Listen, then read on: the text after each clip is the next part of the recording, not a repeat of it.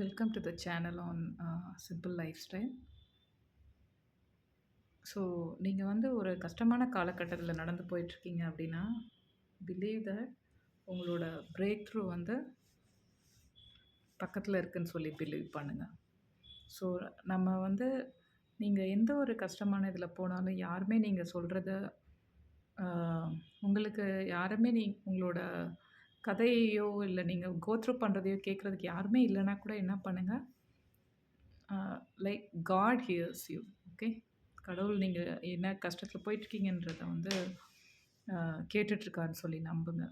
So நீங்கள் எப்போல்லாம் வந்து ரொம்ப அழுத்தப்பட்டோ அமுக்கப்பட்டோ இருந்தால் கூட என்ன பண்ணுங்கள், just hold on to it.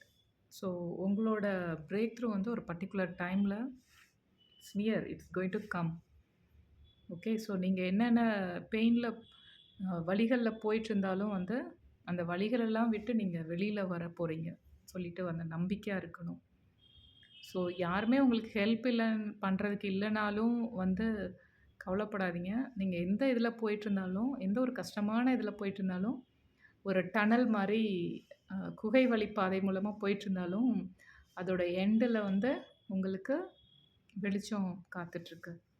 Okay, so சில நேரங்களில் நம்மளோட லைஃப்லேருந்து ரொம்ப இம்பார்ட்டண்ட் பீப்புளை வந்து போயிட்டாங்க அப்படின்னா நம்ம வந்து என்ன பண்ணக்கூடாது, அதை பற்றி வந்து கவலைப்படக்கூடாது. அது வந்து அது நம்மளோட நல்லதுக்காக தான் அப்படின்னு சொல்லி நம்ம எடுத்துக்கணும். ஸோ நம்ம லைஃப்பில் சில காலகட்டங்களில் வந்து பார்த்தோன்னா நம்ம யாருமே நம்ப முடியாது, நம்மளையும் யாரும் நம்ப மாட்டாங்க. அந்த மாதிரி சிச்சுவேஷனும் இருக்கும். சில நேரத்தில் எப்படி ஆகும், லைக் நமக்கு நம்பிக்கைக்குரிய மக்கள் வந்து நம்மளை சுற்றி இருப்பாங்க. அதே மாதிரி நம்ம மேலே நம்பிக்கை வைக்கிற மக்களும் இருப்பாங்க. ஸோ இது எல்லாமே வந்து part of the life. So வந்து ஹாப்பியாக வந்து like you go through it.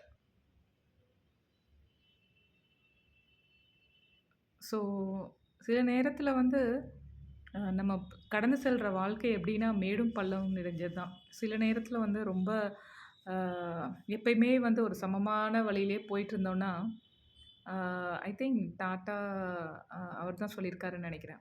நம்ம பிபி லெவல் கூட பார்த்தோன்னா ஒரு ஸ்ட்ரெயிட் லைனில் இருந்துச்சுன்னா என்னது, like you are not living.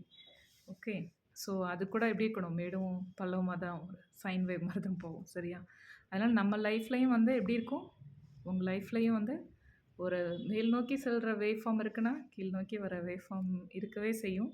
So அந்த மாதிரி எப்பயுமே வந்து ஒரே மாதிரி சந்தோஷமாக இருந்தாலும் ஒரே மாதிரி துக்கமாக இருந்தாலும் நல்லா இருக்காது. ஸோ ரெண்டுமே கலந்து தான் வாழ்க்கை.